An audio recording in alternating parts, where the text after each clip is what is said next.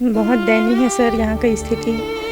धूप, गर्मी और ऊपर से बच्चे के साथ बहुत कठिनाई हो रही है और सरकार से यही निवेदन है कि वो हम लोग की नियुक्ति जल्द से जल्द पूरी करे। मुख्यमंत्री जो हमारे सीएम साय हैं जो बने तो ये रील्स बहुत आया था कि साय सरकार है, सब साय साय होगा, सुशासन का परिचय देंगे। लेकिन अभी हमें ये सुशासन नहीं दिख रहा है सर, अलग से कुछ शासन दिखाई दे रहा है हमें।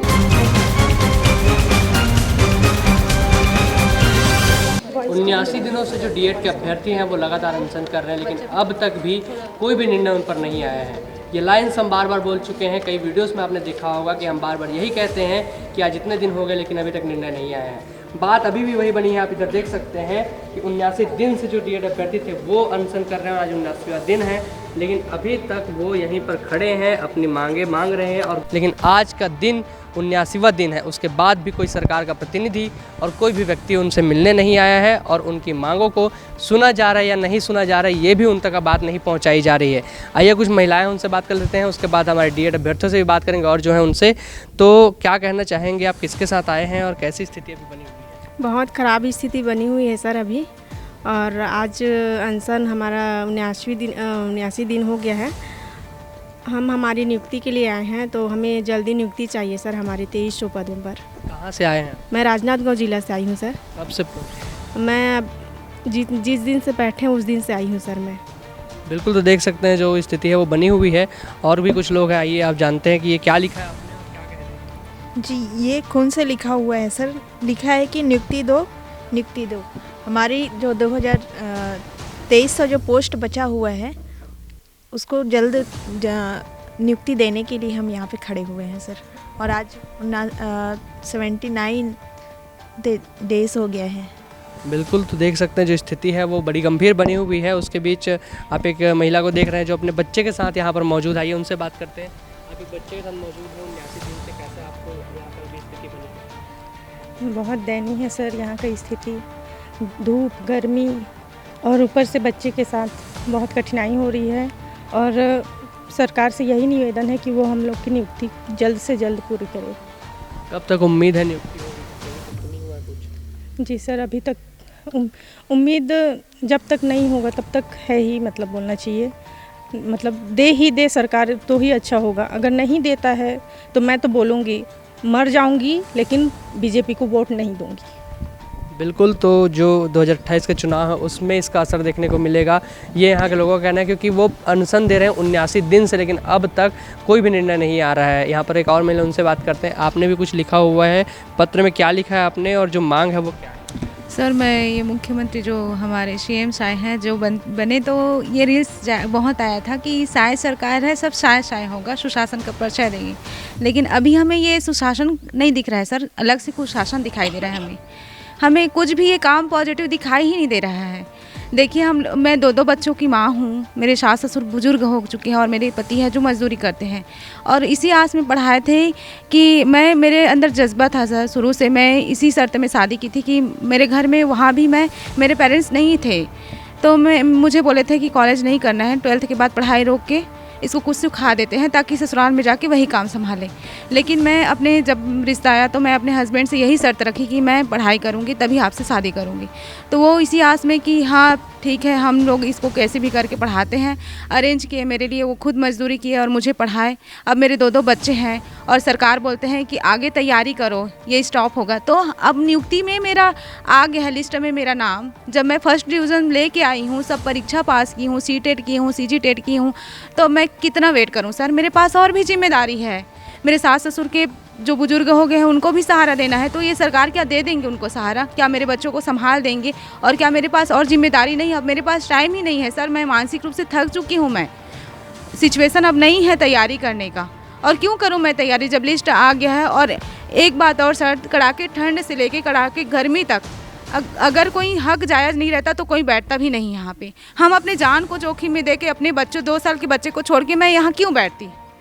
2019 में भी यही हुआ था कि एग्ज़ाम दिलाए थे लेकिन उसको बैकलॉग में डालेंगे, ये करेंगे वो करेंगे, एसटी वालों को भी ना भरपाई किए, आदिवासियों को दे दिया जाता है आरक्षण, तो क्यों दिखावा के लिए क्यों करते हो? आरक्षण दिए तो उसको लागू करो ना, उसको नियम में लाओ। उनको बोलते हो कि समाज में उठाएंगे, उसको जो पिछड़ा है उनको बराबर में लाएंगे, तो बराबर लाने का जब वो बात चल रहा है, जब आरक्षण उसको मिला है, जो सुप्रीम कोर्ट हाई कोर्ट से मिला है, तो उस नियम को लागू करो ना। उसको क्यों नारी सशक्तिकरण, बेटी बढ़ाओ बेटी बचाओ ये नारा दे के क्यों उसको बस एक हवा में बात कर रहे हो? उसको लागू करो। नहीं, ये सरकार सिर्फ कुशासन लेके आ रहा है, नहीं सुशासन। पूरा नारियों का पूरा शोषण कर रहे हैं यहाँ पे। हम लोग 8 मार्च से देखिए सर, अंतर्राष्ट्रीय महिला दिवस रहता है, उस दिन हम लोग यहाँ पे रहे थे। पूरा न्यू ईयर बोलो, छेरछेरा बोलो, होली मोनो, जितना भी पर्व है हम लोग यहाँ तूता में रो रो के बिताए हैं सर। न यहाँ इतना दूर फेंक दिए हैं कि कोई आ ही नहीं सकता।